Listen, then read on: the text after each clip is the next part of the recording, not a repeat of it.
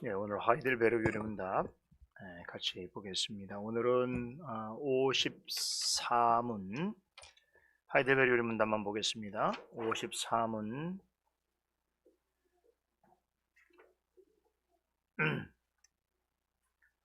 308페이지 21주일 54문 문답합니다. 거룩한 보편적 교회에 관하여 당신은 무엇을 믿습니까?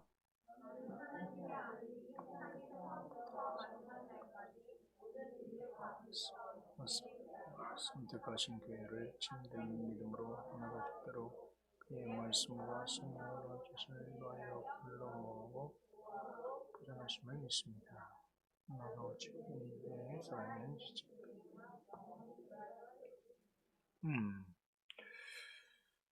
자, 우리가 지금 하이델베르 유령문답을 통해서 사도신경의 마지막 문단이지요. 성령을 믿사오며 거룩한 공예와 성도가 서로 교통하는 것과 죄를 사하시는 것과 몸이 다시 사는 것과 영원히 사는 것을 믿사옵나이다 라고 하는 이제 이 구문인데요. 이 구문의 내용이 전체적으로 성령에 대하여서 가르치고 있다. 그래서 제가 성령론 부분이다 말씀을 드렸는데, 이 부분에 있어서 우선적으로 우리가 믿어야 될 대상에 대해서 언급하고 있지요. 그래서 53문, 54문에서도 먼저는 성령에 관해서 무엇을 믿는가, 54문에서는 거룩한 보편적 교회에 관해서 무엇을 믿는가, 이렇게 묻고 답하고 있습니다. 굉장히 중요한 거라고 그랬어요. 우리가 성령을 믿으면 교회를 믿어야 합니다. 자, 이 부분에 있어서 우리가 생각해 볼 것은 좀 세상에는 참으로 많은 교회들도 있고 그 교회들이 모여 있는 교파들도 있습니다. 자, 근데 겉으로 보면 다 같아 보이지만 이제 교회를 이해함에 있어서 아주 큰 차이가 있는데, 그 교회가 어떤 신학과 교리를 지향하고 있는가, 추구하고 있는가에 따라서 전혀 다른 교회 이해가 나타날 수 있는 것이죠. 예를 들면 개혁주의 신학을 추구하는가, 아니면 자유주의 신학을 추구하는가, 오순절주의 신학을 추구하는가에 따라서 교회가 다르다는 거예요. 교회에 대한 성경적 이해뿐만 아니라 교회를 어떻게 운영하고 다스려 가느냐에 있어서도 전혀 다른 모양과 결과가 나타날 수 있는 것인데, 자, 이렇게 교파나 교회들의 나타난 어떤 차이가, 예를 들면 어떤 사람은 틀림이 아니다, 그건 다릅니다. 다시 말해서 어떤 교회의 다양성이라고 하는 관점에서 보아야 한다라고 한다면 문제가 될 거 별로 없어요. 서로 각자가 인정을 해주면 되니까요. 그런데 이게 이제 참된 교회냐 거짓 교회냐라고 하는 어떤 기준의 관점에서 보게 된다면 신중해질 수밖에 없다는 것이지요. 왜 그런가? 성경도 눈에 보이는 교회가 다 좋은 교회라고, 주님의 교회라고 가르치지 않기 때문이죠. 그래서 일례로 우리 요한계시록에 보게 되면 요한계시록에 7교회가 등장하지 않습니까? 7교회는 앞으로 있을 모든 교회들을 대표하는 성격에서의 상징적 의미를 가지고 있기도 한데, 여기에 보면 7교회 중에서 칭찬받는 교회가 몇 교회예요? 2교회밖에 없어요. 2교회가 어디죠? 서머나, 빌라델비아. 2교회는 칭찬만 있어요. 근데 나머지 5교회들은 에베소, 버가모, 두아디라, 사대, 라오디게아, 이 5교회는 주님으로부터 꾸중과 경고를 듣습니다. 그런데 이 내용이 대충 우리가 눈 감고 그냥 지나갈 만한 일이 아니라는 거예요. 그냥 저 교회만의 문제구나라고 생각할 일이 아니고, 역사 속에 나타날 수 있는 교회의 심각한 문제들에 대해서 언급을 하고 있는데, 예를 들면 버가모 교회 같은 경우는 이방 선자 발람, 그렇죠? 그리고 이단이었던 니골라 당의 교훈을 지키고 있다. 실제로 예배도 있고 성도도 있고 교회 외적 표지가 다 나타나지만 우상 숭배를 하는 것과 다를 바가 없고 영적인 간음 상태에 있다라고 성경 가르치고 있다는 것이죠. 또 두아디라 교회 같은 경우에는 그 아합의 아내는 그죠? 이세벨이죠. 이세벨을 용납하고 있다. 자칭 선자라고 하는 여자 이세벨을 용납하고 있어서 사람들을 깨워서 더러운 음행에 물들이게 하고 우상 숭배, 우상에 드리는 제물을 취하게 하는 그런 교회적 상황 가운데 있다는 것을 질책합니다. 4대 교회 같은 경우에는 외형적으로는 교회라는 이름을 가졌으나 영적으로는 죽은 것과 다를 바가 없다, 이렇게 말씀하고 있단 말이에요. 여러분, 이런 현상들은 역사 속에서 나타나는 어떤 눈에 보이는 교회들의 특징입니다. 그러니까 교회란 이름을 가졌지만 영적인 우상 숭배, 영적인 간음, 혹은 거짓 교리를 추구함, 또 실제로는 교회란 이름을 가졌지만 내부적으로는 영적으로는 죽은 것과 다를 바 없는 그런 교회들이 지상에 있게 될 것을 이미 요한계시록을 통해서 보여주고 있는 것이죠. 자, 이것을 통해서 우리가 확인할 수 있는 것은 뭐냐면 교회라고 하는 이름을 가지고 외형적으로 교회라고 해서 다 주님께 속한 교회냐? 아니라는 거예요. 주님께서는 모든 교회가 내 교회가 아니라 반드시 반석 위에 세운 교회가 내 교회라고 그랬단 말이에요. 그렇죠? 여기서 나이라고 하는 마이, 처치, 다시 말하면 소유격을 둔다는 것은 소유격 밖에 있는 것과 구별하는 것이죠. 그렇죠? 그래서 벨지 신앙고백서가 우리 지난 시간에 잠깐 살펴본 것처럼 뭐라고 말합니까? 교회들 중에는 참된 교회와 거짓 교회가 있는데 세상에 존재하는 모든 이단들도 스스로는 자신들을 교회라고 부른다. 그 얘기는 다르게 말하면 지상에 있는 교회들 가운데는 우리가 분별을 해야 될 대상이 있다는 것을 이야기하고 있는 것이죠. 따라서 역사적인 개혁교회와 장로교회는 참된 교회와 거짓 교회를 구별하는 데 있어서 중요한 표준을 세웠습니다. 제 말이 오늘 유독 빠르지요. 그렇죠? 오늘 해야 될 내용이 많아서 그래요. 전해야 될 내용이 많아서 시간은 정해져 있고 그래서 잘 들으셔야 됩니다.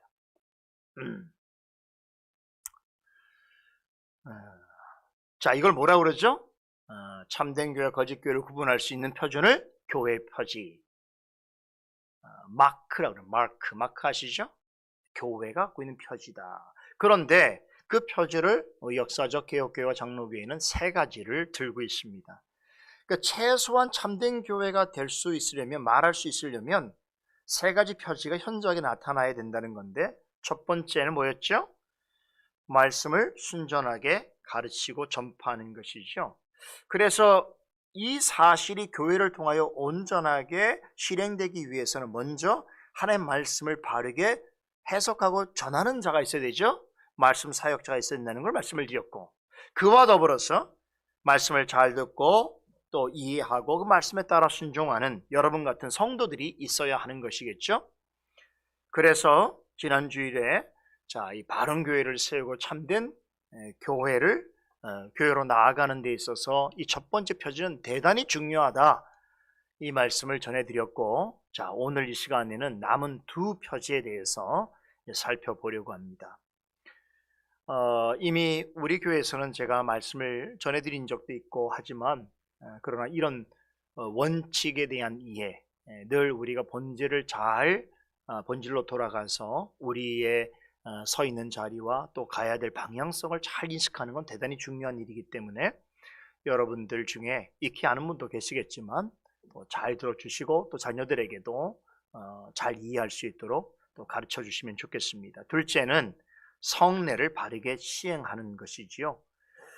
자, 여러분 중에 성례가 교회의 표지라고 하는 것을 모르는 분이 없을 거예요. 또 성례를 의심하는 분도 없으실 것이고요. 자, 그런데 단연간 교회를 다녀도 성례가 왜 중요한지를 모르는 분들은 많습니다. 실제로 우리 주변에는 성례를 중요하게 취급하지 않는 교회들이 많습니다. 자, 그런데 성례를 우리가 중요하게 여겨야 되는 가장 그야말로 기본적인 이유는 뭡니까?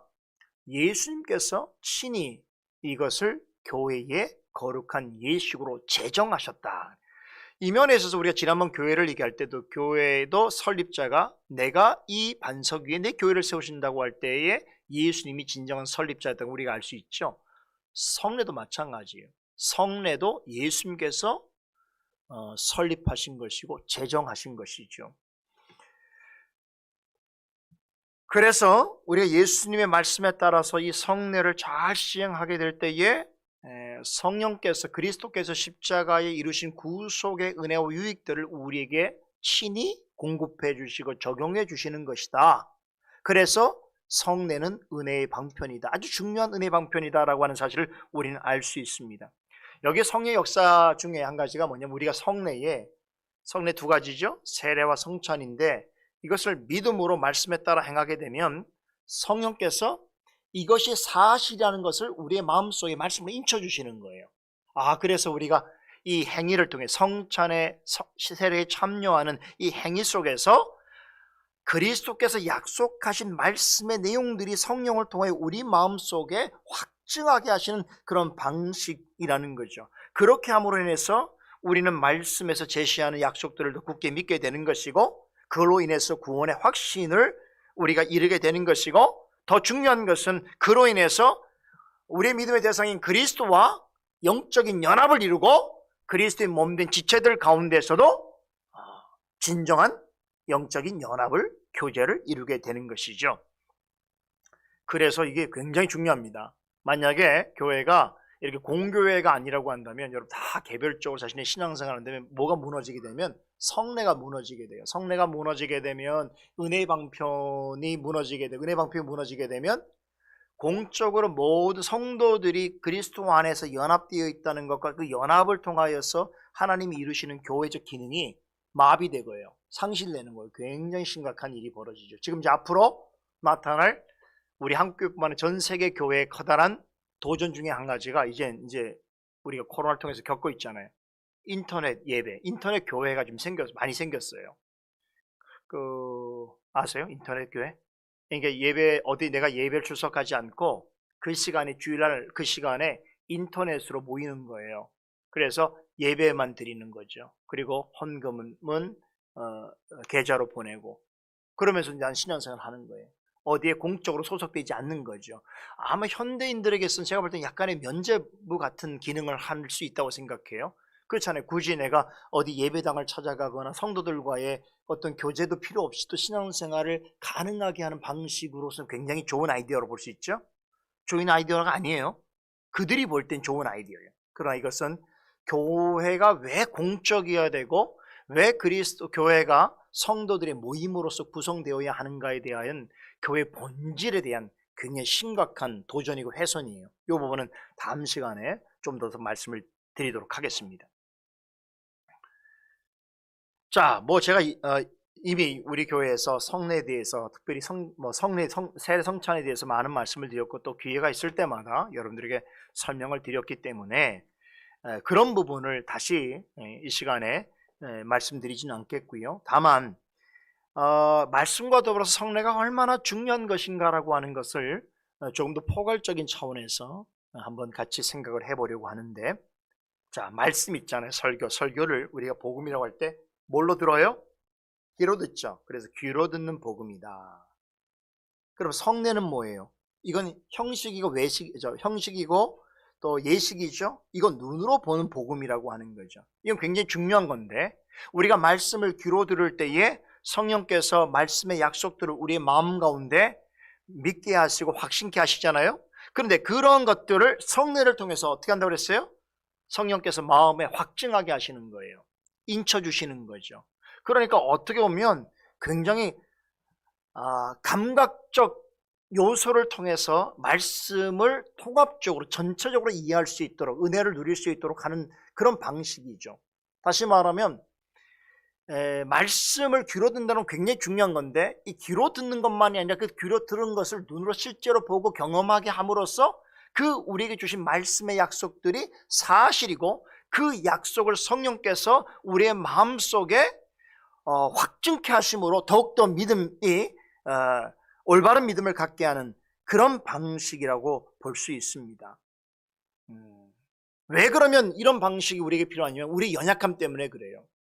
우리는 귀로 듣고 또 눈으로 보는 데 있어서도 근본적인 연약함을 가지고 있어요. 그래서 말씀을 듣지만 깨닫지 못할 때가 있고 눈으로 보지만 의미를 모를 때가 있는데 이렇게 말씀과 성례라고 하는 은혜 방편을 통해서 말씀을 귀로도 듣게 하시고 들은 말씀을 마음속에 확증하게 하신 경험을 통해서 확증하게도 하시는 그런 은혜를 우리에게 베푸시는 것이죠.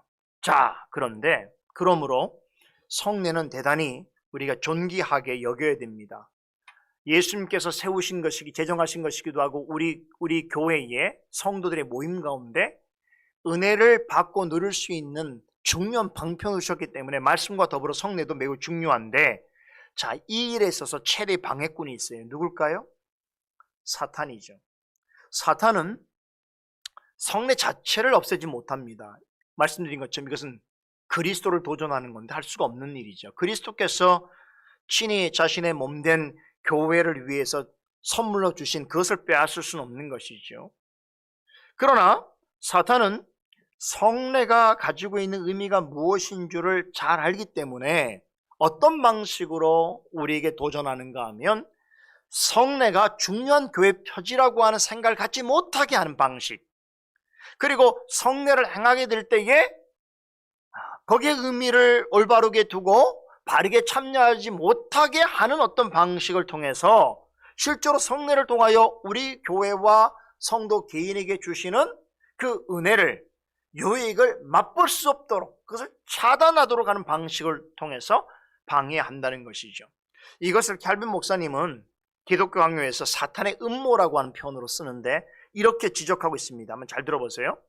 캘빈 목사님 표현인데, 우리는 교회의 표지인 말씀과 성례를 깊이 명심하여 주의 뜻에 따라 존중해야 한다. 그러나 사탄은 두 표지 전부를 또는 그중 하나를 제거하고 말살하려고 최대의 음모를 꾸민다. 때때로 교회의 진정하고 참된 특색을 없애기 위하여 이 두 표지를 파괴하려고 한다.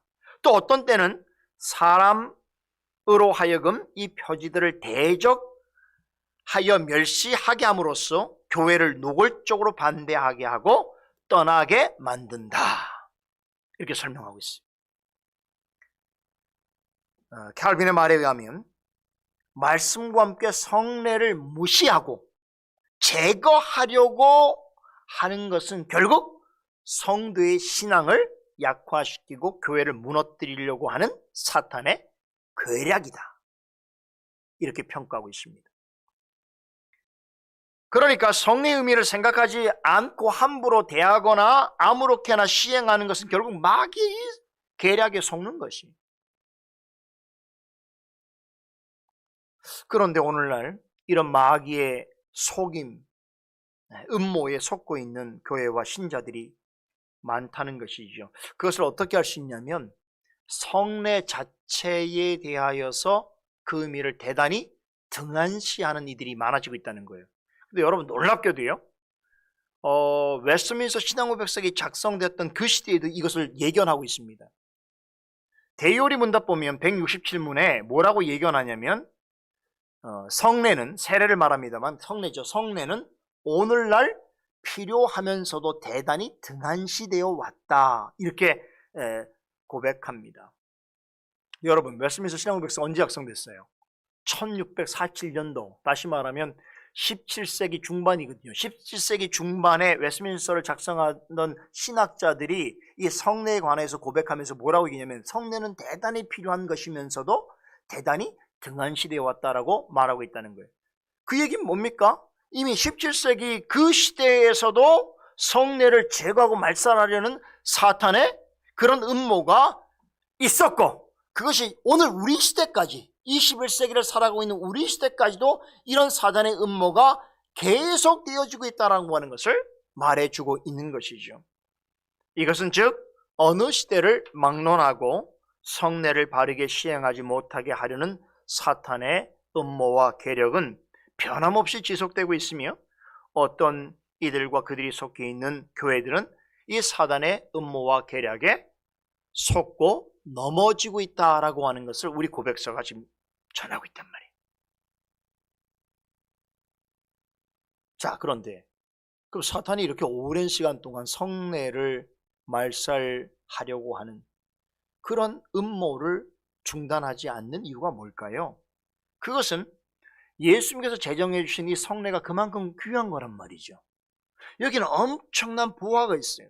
다시 말해서 그리스도께서 십자가에 이루신 그 구속의 은혜와 유익을 실제로 우리에게 귀로만 듣는 것이 아니라 눈으로도 보고 성령께서 마음에 인쳐주시는 그러한 주님께서 자신의 몸된 교회를 위하여 제정해 주신 보화 중에 보화인데 이제 이거를 빼앗는 거죠. 이것을 못 보게 하는 거죠. 이걸로 인해서 유익을 못 누리게 하는 것이죠. 그러기 위해서 사단의 음모는 계속되고 있으며 그것에 속는 자들은 많아지고 있다는 것이죠. 이 목적을 위해서 사단은 두 가지 전법을 사용합니다. 한 가지는 사람들이 성례를 멀리하게 하는 거죠. 아예 성례를 드리려 성례 자체를 부정하는 방식. 그렇죠? 근데 대부분의 교회들은 성례 자체를 부정하진 않아요. 성례를 멀리하진 않잖아요. 뭐 세례도 받으려고 하고 성찬에 참여하려고 하잖아요. 자, 그런 경우에는 오히려 성례를 잘못 행하도록 유인하는 방식이 더 효과적인 것이죠. 쉽게 말하자면 세례와 성찬에 참여하지 않게 하는 것뿐만 아니라 아무 의미 없이 행하게 하는 것이 사단의 계략인 것입니다. 그래서 교회마다 세례와 성찬을 행하긴 하지만 그 의미를 생각하지 않고 요즘 뭐 그런 얘기 하잖아요. 영혼 없는 의식을 가지고 또 혹은 의식의 흐름대로 아무렇게나 참여하고 시행하는 그런 경우가 허다하다는 것이죠. 자, 세례를 받는다고 하는데도 세례가 무엇을 의미하는지 가르치도 않고 배우지도 않고 그냥 주고받는 거예요. 그래서 뭐 교회에서 세례를 주는 이제 그런 일이 있을 때도 교육도 없고 또 교육을 하더라도 대단히 형식적으로 하고 이렇게 해서 어떤 사람들은 자신이 교회를 하면서 내가 세례를 받은지 안 받은지도 모르는 경우도 있어요. 분명히 세례증도 있는데 물론 유아 세례를 말하는 게 아니에요. 실제로 작년이 세례 받았어도 내가 세례를 받았는지 안 받았는지 그것이 세례 교육인지 아닌지도 구분을 못하는 사람들도 있습니다. 대단히 안타까운 일이죠. 주님께서 제정하신 선물을 이렇게 버리는 거죠. 이걸 아주 훼손시키는 태도인데요. 성찬도 마찬가지예요. 우리 성찬할 때에 자신을 돌아보는 일을 하지 않습니까? 근데 성찬할 때 그런 것도 없어요. 그냥 오늘 성찬하는 주일인지도 모르고 그냥 교회 왔는데 성찬상 막 돌리거든요. 그러면 가서 또 성찬떡하고 포도를 먹어요 또. 그렇죠? 아무나 누가 오더라도 성찬상에 오도록 그냥 허용을 하지요. 확인하지 않습니다. 성찬에 참여할 수 있는 사람인지 자신을 돌아보는 사람인지도 확인치 않고 그냥 원하기만 하면 성찬에 참여하는 이런 방식이죠. 자, 그런데 이런 경우가 얼마나 사실은 우리 성경의 말씀에 보면 무섭고 두려운 일이라고 하냐면 사도 바울은 뭐라고 말합니까? 이런 일들이 고린도 교회에 있었다고 그랬지 않습니까? 마치 그 음식을 먹듯이 탐욕스럽게 성찬에 참여하고 무시하고 또 아무렇지 않게 먹고 마시는 행위를 가리켜서 뭐라고 그랬습니까? 그것은 자신의 죄를 먹고 마시는 일이 된다. 나아가서 주님의 몸된 교회를 더럽히는 훼손하는 행위가 된다라고 생각을 합니다. 근데 성찬을 이렇게 생각하는 사람들이 여러분 얼마나 있을까요? 여러분들이 그동안 신앙생활을 거쳐오면서 성찬을 이런 의미로 생각하는 분들이 얼마나 주변에 있었는지 모르겠습니다. 많았다면 감사한 일이. 근데 많은 분들이 그렇게 생각하지 않아요, 실제로. 교회에서 성찬할 때도 그런 의미를 강조하지 않습니다. 하나의 퍼포먼스가 되어버렸죠.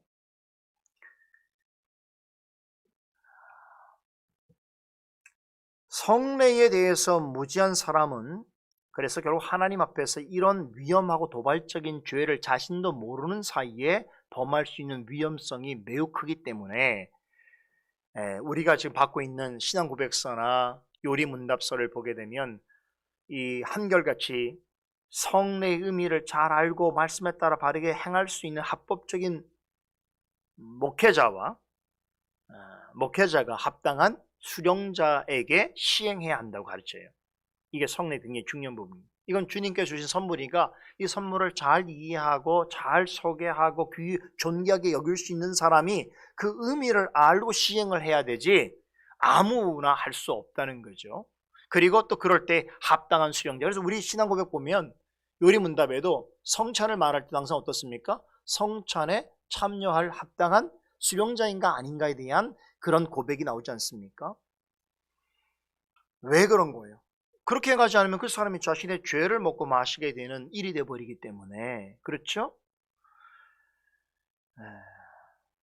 이러한 교훈들을 무시하고 성례를 함부로 대하고 아무렇게나 행하는 것은 성례를 은혜의 선물로 주신 주님에 대하여서 사실 참 좋지 않은 태도를 갖는 거예요. 나아가서 주님의 몸된 교회의 거룩성을 훼손하는 일이다. 이것은 성례를 집례하는 자나 참여하는 자 모두가 늘 기억해 하고 있어야 하는 것입니다. 자, 그러나 한 가지 성례를 생각할 때 여러분들이 오해해서는 안 되는 것은 이렇게 성례를 강조한다는 것이 그 이유가 성례 그 자체가 어떤 구원에 필요한 은혜를 산출하거나 구원의 효력을 더하기 때문이 아니라는 거예요. 성례는 구원을 주는 원인이 아닙니다. 이 말은 성례의 참여 여부가 구원받는 어떤 조건이 될 수 없다는 것이에요. 이런 주장을 하는 교회가 있어요. 성례는 그 자체로 구원의 효력이기 때문에 반드시 성례에 참여해야 된다. 누가 가르침입니까? 로마 가톨릭 교회 가르침. 그러니까 개신교는 점점 성례를 무가치하게 별로 중요하지 않게 여기는 반면에 로마 가톨릭 교회는 성례를 상대적으로 또 매우 강조하는데 강조하는 방식이 잘못됐단 말이죠. 그러니까 마치 이 로마 교회에서 행하는 성례, 그건 성사라고 말하는데 이것은 반드시 필수적인 것이고 이것에 참여하지 않으면 구원의 여부도 마치 결정되어지는 것처럼, 그래서 로마 교회에서 행하는 칠성례를 반드시 의무적으로 참여해야 되는 것처럼 강조하는 것은 오히려 잘못된 주장입니다. 성례는 그 자체로 어떤 신비적인 능력이나 마력을 제공해 주는 것이 아닙니다. 구원의 부족함을 채우는 것도 아니지요. 여러분, 그래서 성례에 참여할 때 우리는 어떤 태도로 참여해야 됩니까? 이걸 내가 참여하면 내가 공로를 얻느냐, 이런 방식이면 안 된다는 거예요. 성례 참여는 오직 믿음으로, 하나님의 약속을 신뢰하는 믿음으로 참여해야 되고, 그런 믿음으로 행하게 될 때 성령께서 우리의 심령 가운데 말씀을 통하여 그리스도께서 제정하신 성례에 약속된 은혜와 축복을 누리게 하신다는 거예요. 이 부분을 우리는 잘 이해해야 됩니다. 그래서 은혜의 원인이라고 말하지 않고 은혜의 방편이라고 말하는 거예요. 그렇죠? 자, 이제 셋째 표제를 보십시다. 셋째는 뭐예요? 권징을 바르게 시행하는 것입니다. 자, 이 권징은 교회사적으로 볼 때에 이미 1560년대에 이미 장로교회와 또 개혁교회에서 아주 중요한 말씀과 성례와 관련해서 세 번째 표지로서 이미 삼고 있었다는 사실을 좀 기억하셔야 돼요.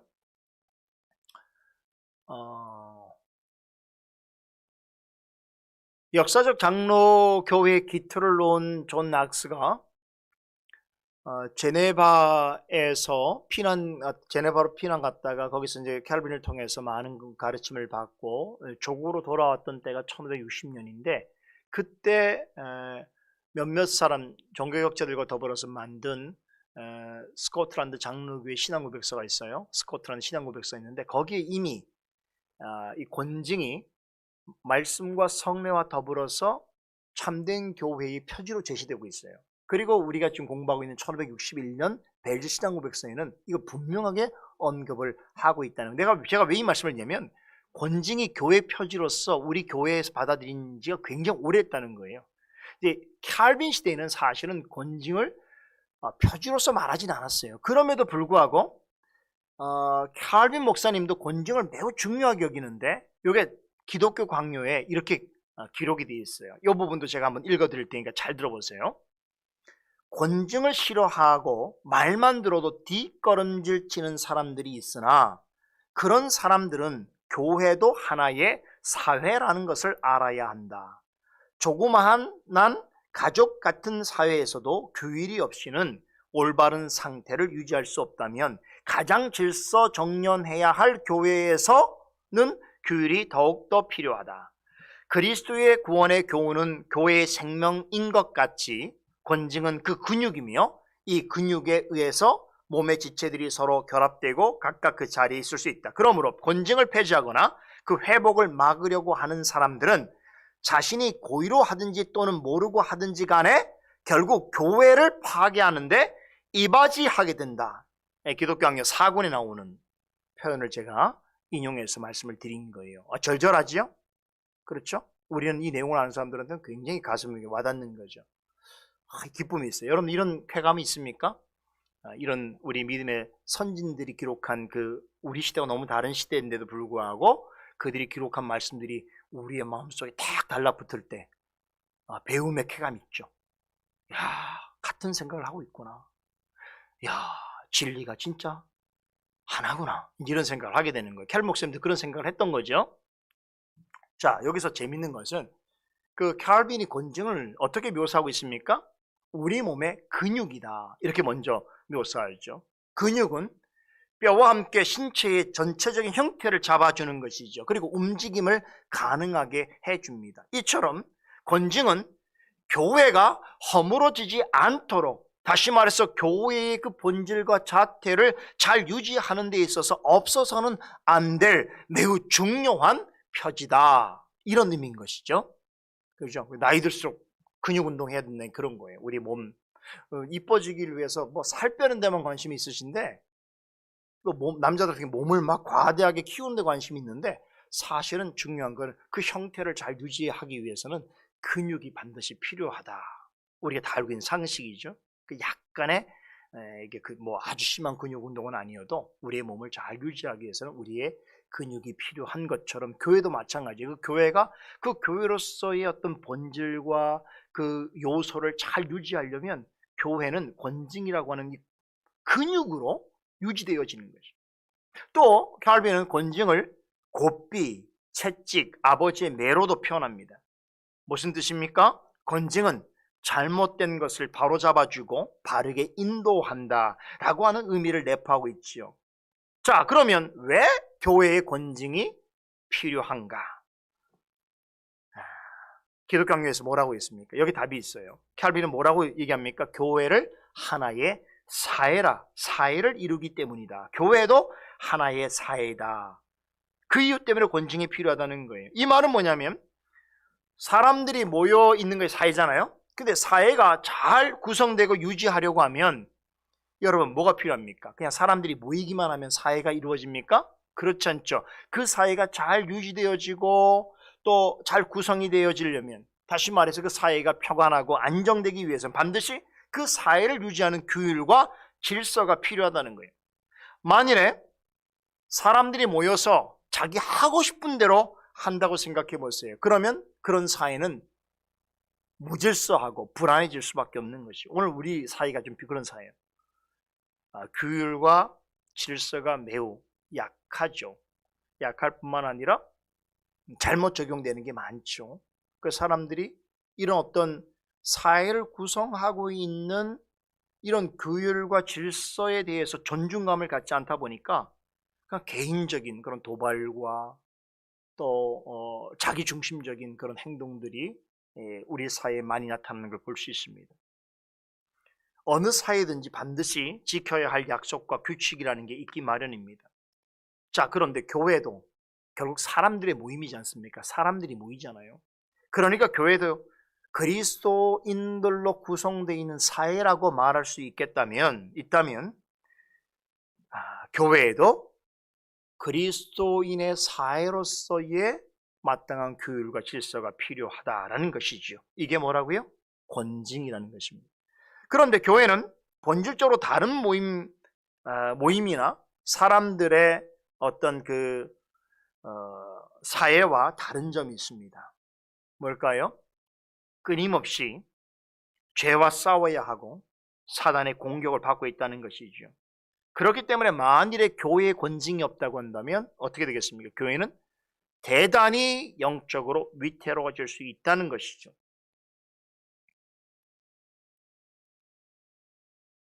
자, 교회에 속해 있는 어느 사람이 아주 심각한 범죄를 저질렀는데 그 사람에 대해서 아무런 권증을 하지 않는다. 그러면 그가 속해 있는 교회가 어떻게 되겠습니까? 말 하나 뻔하겠죠? 그래서 이런 것을 마태복음에 예수께서 뭐라고 비유하셨냐면 적은 누룩이 온몸에 덩이에 번지는 것으로 비유하셨습니다. 그렇듯이 권징이 제대로 작동되지 않으면 몇몇 사람이라고 할지라도 그 사람을 인해서 온 교회가 죄에 오염되고 부패해질 수 있다는 거예요. 그런데도 그대로 그냥 방치해두게 되면 사람의 몸속에 방치되어 있는 악성 종양이나 암 같은 존재가 암처럼 되겠지요. 사실 이런 것들은 작을 때 제거해야만 되는데 그냥 알면서도 놔두는 사람이 있을지 모르겠습니다만 여하튼 간에 우리 몸속에 악성 종양과 그 암세포가 있는데 그런 것들을 그냥 알면서도 제거하지 않으려고 하고 치료받지 않고 뭐 그렇게 하면 어떻게 되겠어요? 금세 온몸에 퍼져서 나중에는 생명이 위태롭게 되겠지요. 그렇죠? 교회는 천사들의 모임이 아닙니다. 바깥에서는 교회를 그렇게 볼 수도 있겠습니다만 우리는 다 알잖아요. 교회가 천사들의 모임도 아니고 죄 없는 이 의인들만 오는 것이 아니지요. 그래서 제가 간혹 그런 말씀을 드리는데 영적인 관점에서 보면 교회는 종합병원 같다 이런 생각을 좀 많이 해요.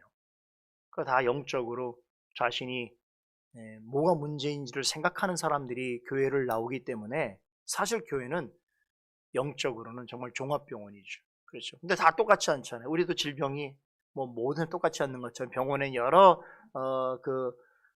진료를 하는 그런 각각의 분과들이 있는 것처럼 다들 우리는 다른 부분이지만 뭔가 문제가 있으니까 교회를 나오게 되는 것이죠.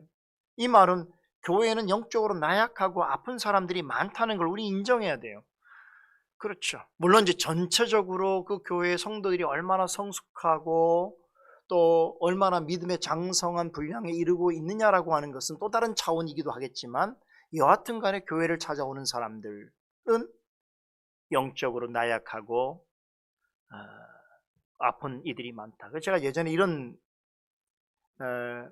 우리 교회 왔던 그 조병수 목사님이 전한 이야기를 한번 해드린 적이 있는데 지금도 저는 그분 생각하면 그 말이 떠올라서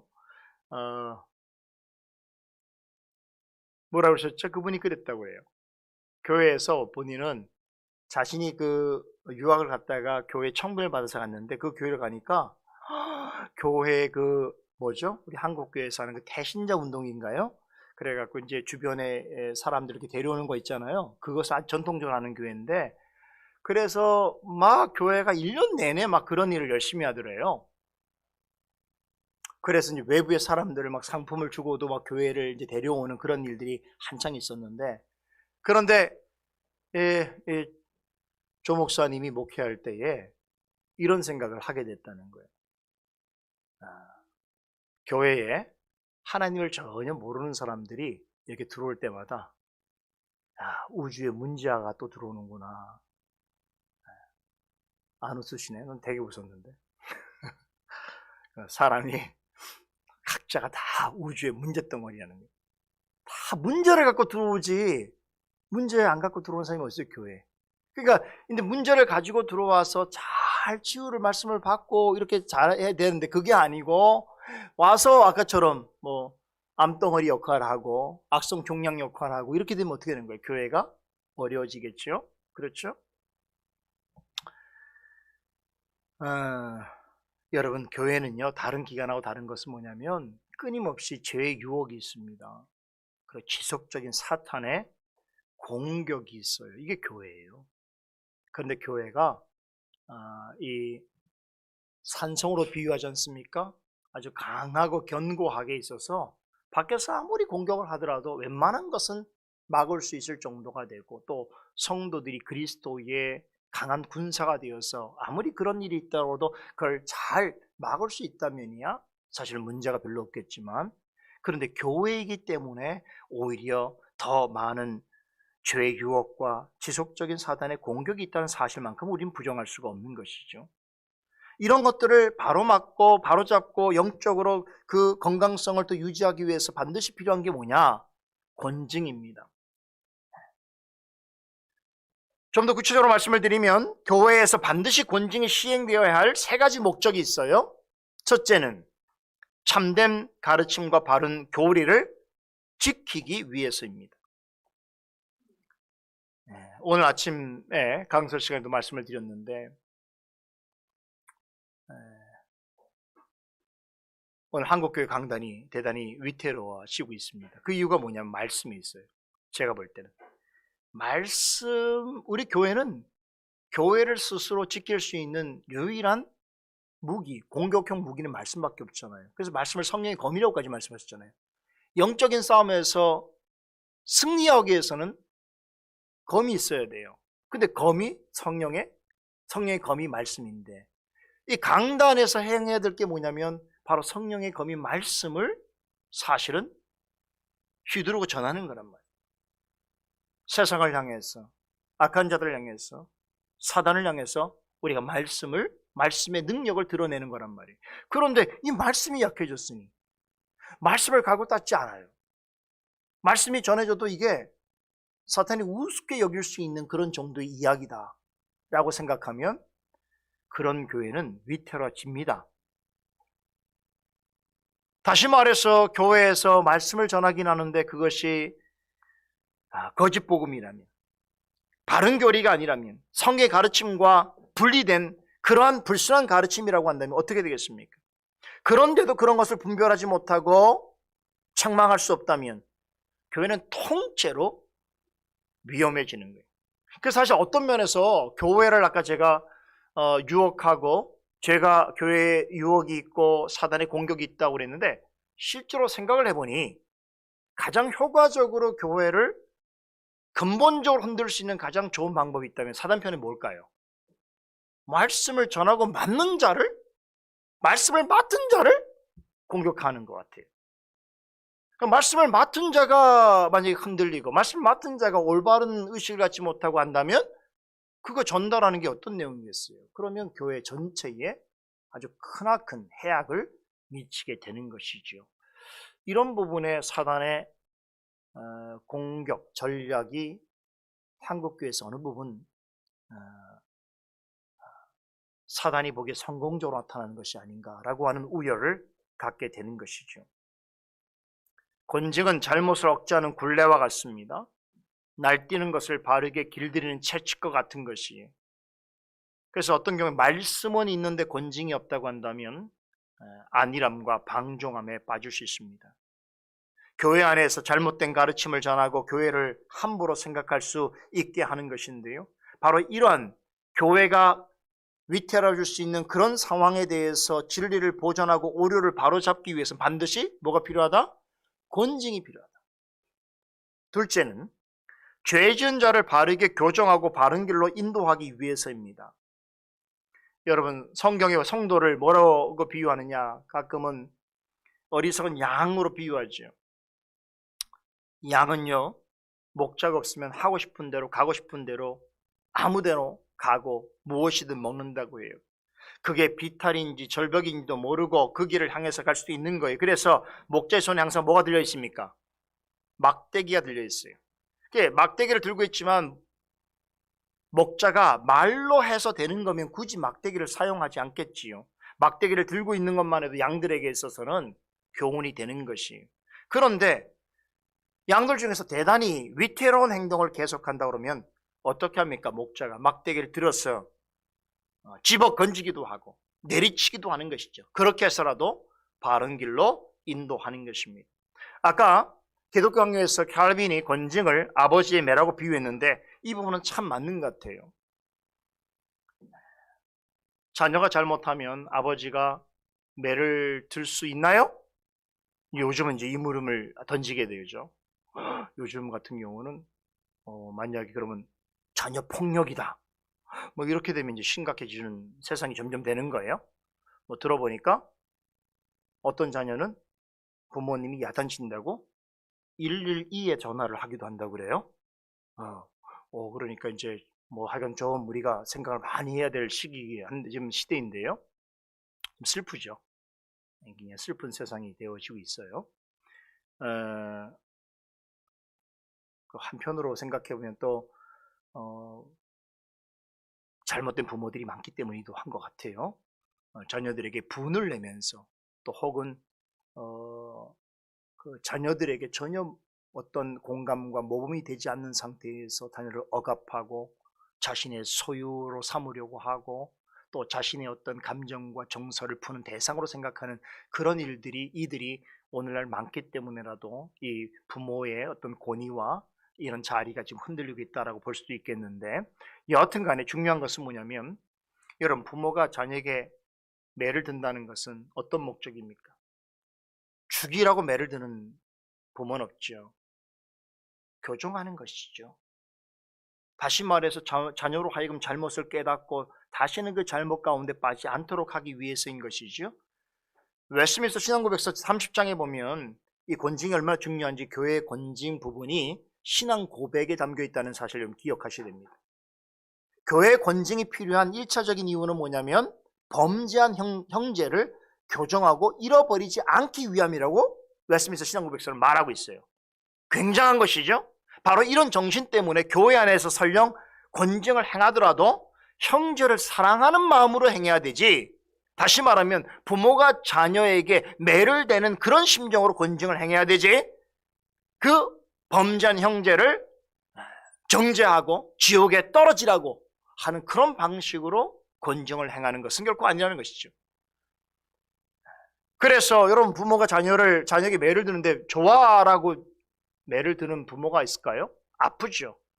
자녀에게 매를 든다는 것은 부모의 마음은 대단히 아프고 괴로운 일입니다.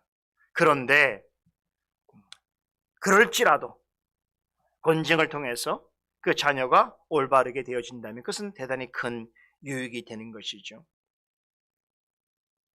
또 한 가지 중요한 것은 뭐냐면, 권징을 신실하게 행해야 되는 이유 중에 한 가지는 뭐냐면, 어떤 사람이 교회에서 권징을 받는 걸 보고 자신도 나도 저와 같은 죄를 지어서는 안 되겠구나라고 생각하게 되고, 나아가서 교회에 작은 그러한 누룩이 온 덩이에 퍼지는 것을 미연에 방지하듯이 교회 안에 그런 어떤 잘못이 교회 전체에 좋지 못한 그런 영향을 끼치지 않도록 우리 영적인 긴장감을 갖게 하는 데 있어도 권징은 필요한 거예요. 다시 말하면 그것은 권징 받는 자에게만 필요한 것이 아니고 권징을 함께 행하고 증인으로 있는 자들에게도 유익함을 주는 것이다. 결국 교회 전체를 거룩하게 하는 방편이 되는 것이죠.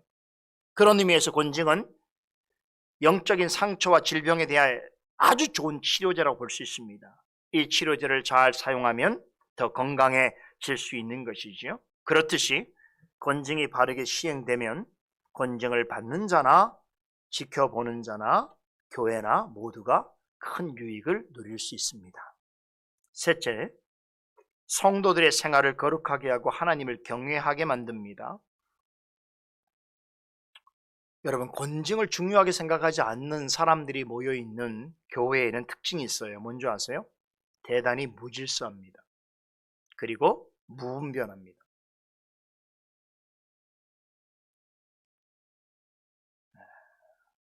그런 분들은 특징이 뭐냐면 교회를 참석하지만 교회의 권위와 질서에 존중하지 않아요.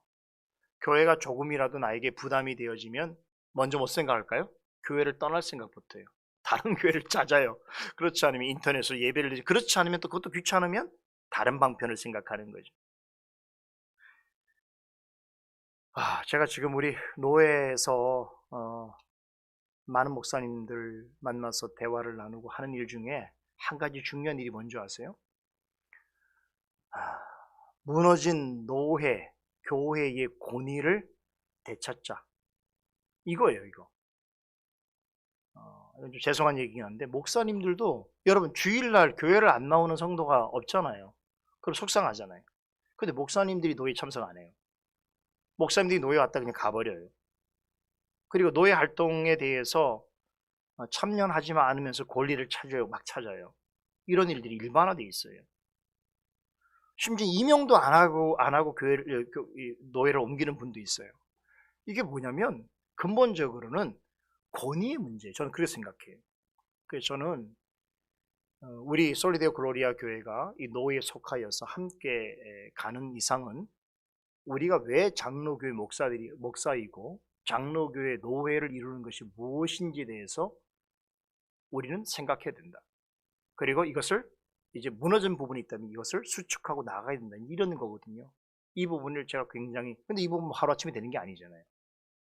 그래서 여러 목사님들 만나서 일단은 대화를 하고 공감을 얻고 그리고 그 공감의 논의의 결과를 만들어 가는 거예요.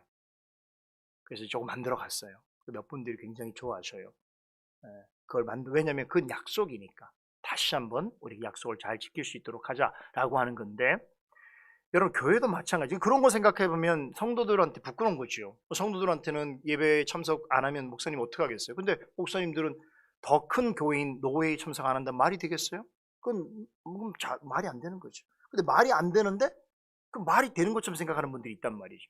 그러니까 또 나가서 제가 뭘 강조하겠어요? 교회 정치. 교회 정치가 왜 중요하냐? 그래서 제가 이번 여름에 우리 목회자 후보생들 헌법을 제가 이번에 강의하기로 했는데 할 거예요. 시간 없지만 해야 돼요. 왜냐하면 기본부터 돼야 되기 때문에. 왜 우리가 한 노예를 이루고 있느냐? 따지고 보면 왜 우리가 굳이 노예에 들어가서 무슨 이득이 있겠습니까? 이런 생각할 수 있잖아요. 우리가 들어가서 뭘 받는 것도 없는데 왜 우린 노예 상학금만 내고 있는데 이런 생각할 수 있단 말이에요. 그런데 왜 우리의 선조들이 이 지역교회들이 함께 모여서 한 노예를 이루고 그 노예를 한 교회라고 말했느냐? 굉장히 중요해요. 바로 교회의 보편성과 거룩성을 우리 지켜야 되기 때문이란 말이죠. 그래서 한 분이 어저께 저한테 연락이 왔어요. 목사님, 대단히 감사합니다. 목사님이 지교회의 사역처럼 노예의 사역을 중요하게 여기는 걸 보고 매우 많은 것을 배우고 있습니다. 감사합니다고 왔어요. 그렇죠. 내가 지교에서도 주님께서 주신 사역이 있으면 노예에서도 그 사역도 사실 주님께 주신 거예요. 저는 그렇게 생각합니다. 그래서 제가 맡은 부분이 있다면 그 맡은 부분은 교회에서 하듯이 성실하게 감당을 해야 된다고 생각해요. 근데 많은 분들이 너무나 죄송하게도 교회 밖에서 맡는 일들은 다 요즘 소위 말하는 부캐요. 그러니까 다시 말하면 그 부가적인 어떤 일로 생각을 하고 주님의 이름으로 맡았는데 불구하고 별로 중요하게 여기지 않는다는 게, 도대체 이게 이러니까 우리가 너무 혼동스러워지고 무질서해지는 거예요. 이런 것을 성도들도 보고 배우면 안 되지요.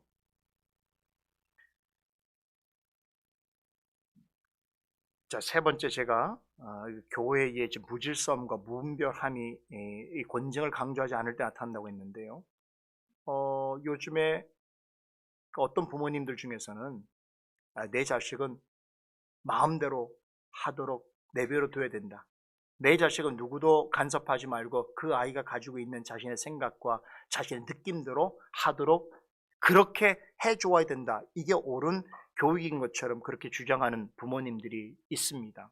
그래서 자녀의 길을 꺾지 않기 위해서, 자존감을 높여주기 위해서 자녀가 하고 싶은 대로 하도록 내버려 두지요. 네, 성경적인 자녀 양육의 관점에서는 좀 빵점 부모입니다. 완전 빵점이에요. 여러분, 성경에서는 자녀 교육을 어떻게 하라고 그럽니까?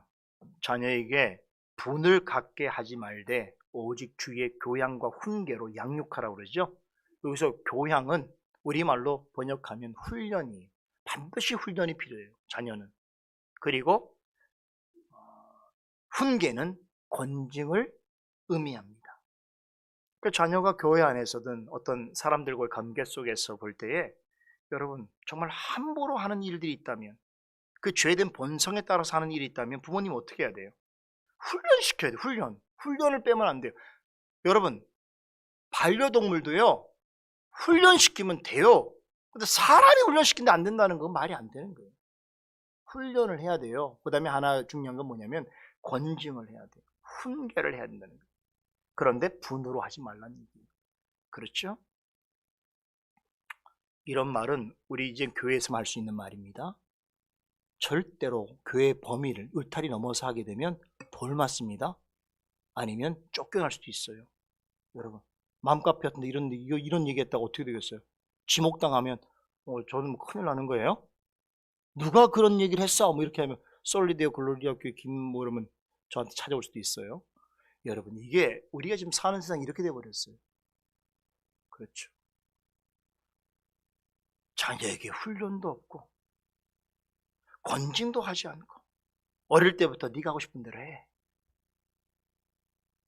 그렇죠. 그런 자녀와 그런 부모가 하나님 앞에서 온전하게 그러한 사람으로 자랄 수 있을 것인가? 교회도 마찬가지죠. 오늘 이러면 교회가 예배를 드리는데 어린이 예배라고 어린이들 원하는 대로 예배를 드리는 거야. 청소년 예배라고 청소년들이 원하는 대로 해주는 거예요. 그러니까 이건 하나님 앞에 예배를 드리는 게 아니고 하나님 앞에 경외하는 마음이 없고 아이들의 그 기분을 그냥 이렇게 표출하게 하는, 스트레스를 표출하게 하는, 만족하게 하는 그런 방식이 좋은 예배라고 생각하는 거예요. 세상에 그런 일이 어디 있어요? 하나님 앞에 예배를 드리는데. 여러분, 그렇지 않나요? 누가 예배를 받으시는데? 아이가 예배를 받습니까? 청소년들이 예배 대상입니까? 모든 자가 하나님 앞에 나와서 경외하는 마음으로 예배를 드려야 되는데 아이들의 기분에 맞추고 아이들의 정서에 맞추고 눈높이에 맞추자고 하는 거예요. 이게 예배 개혁이고 갱신이라고 말을 해요. 그래서 엉뚱하게도 목회자로 부르심 받은 사람들이 성경을 연구해서 말씀을 전하는 일보다는 뭐 다른 작업에도 신경을 써요. 뭐 다른 어떤 눈에 보일 만한 것들을 만들어가서 아이들한테 보여주는 거. 그렇죠. 여러분, 믿음의 부모는 어려서부터 자녀를 하나님을 경외할 줄 아는 성도로 양육해야 되는데 잠언서 기자는 이렇게 말합니다. 29장 15절에 채찍과 꾸지람이 지혜를 주거늘 임의로 행하게 버려둔 자식은 어미를 욕되게 하느니라. 17절에 내 자식을 징계하라. 그리하면 그가 너를 평안하게 하겠고 또 내 마음에 기쁨을 주리라. 권징을 올바로 해야 될 그 타이밍에서 그냥 놓쳐버리고 그것을 그냥 방치하면요, 지금은 잠시 마음이 평할지 모르겠지만 나중에는 여러분 고달픔이 온다는 거예요.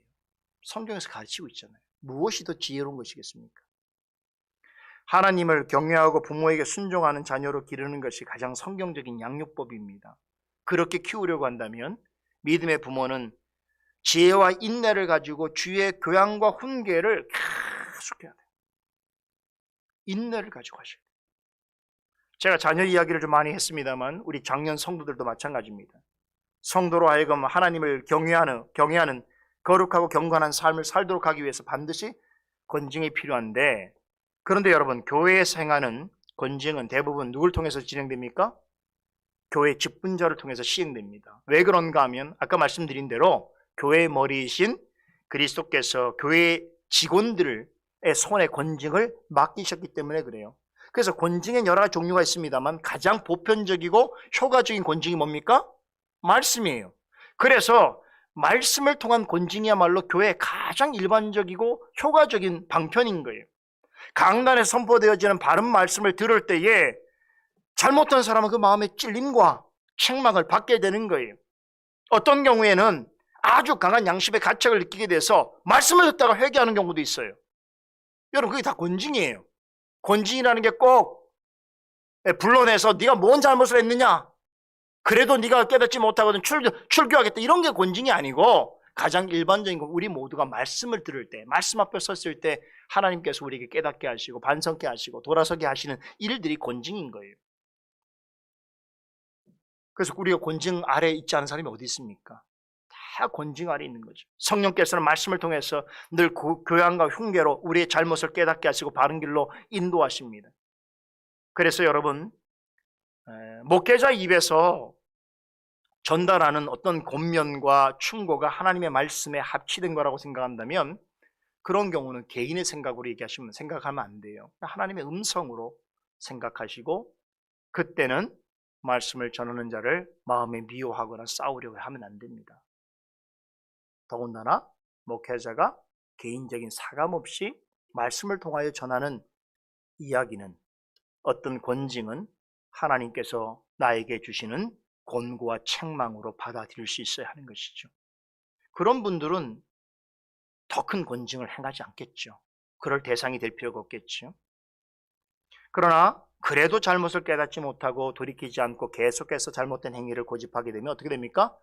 이제 권징의 강도가 더 강해질 수밖에 없는 것이고, 그럼에도 계속 멸시하고 끝까지 완강하게 거부하면 결국 성령을 크게 근심케 하고 교회를 어지럽힌 그런 단계까지 나아가게 될 때 아주 중한 권징을 받게 되는 과정이 있습니다.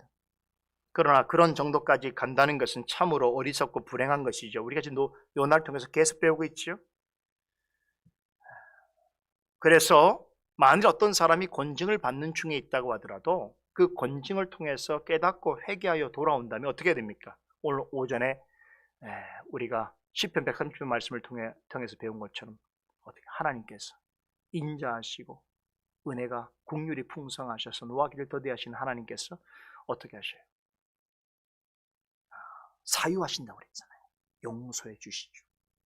그리고 성도 간의 교제를 회복할 수 있도록 해주시는 것입니다. 결론입니다.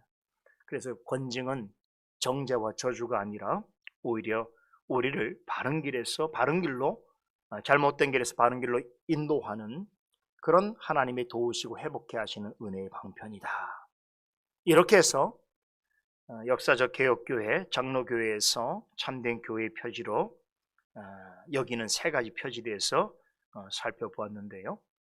첫째, 말씀을 순전하게 가르치고 전파해야 하는 것. 둘째, 성례를 바르게 시행해야 되는 것. 셋째, 권징을 신중하게 바르게 행해야 하는 것. 꼭 기억하시고 교회가 이런 바른 표지를 잘 드러낼 수 있기를 우리가 함께 힘쓰고 노력하십시다. 기도하겠습니다. 하나님 감사합니다. 우리가 늘 주님의 교회에 속해 있는 자들로서 또 주님의 교회가 가지고 있는 아주 중요한 그러한 내용들에 대해서 하이델베르그 요리문답을 기회로 우리가 배우고 있습니다. 그래서 우리가 우리를 부르시고 함께 세워가는 이 교회가 주님께서 기뻐하시는 참된 교회로서의 표지를 잘 드러내고 또 그러므로 하나님께서 이 땅 가운데 세우신 교회를 세우신 그 본질적인 뜻이 잘 드러나므로 하나님께 영광 돌리는 그런 자리에 있을 수 있도록 도와주시옵소서. 감사드리며 예수 그리스도 이름으로 기도드리옵나이다. 아멘.